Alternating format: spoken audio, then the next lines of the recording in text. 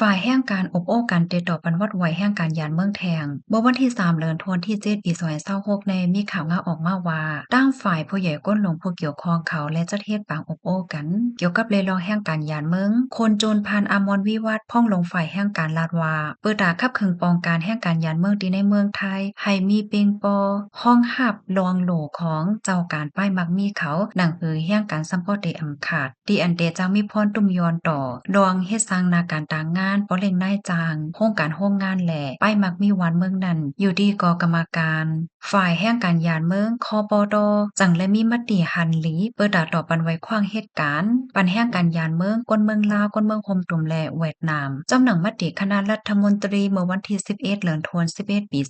2025อันไล่รับขว้างเหตุการณ์ไล่ต่อถึงวันที่11เดือนธันวาคม12ปี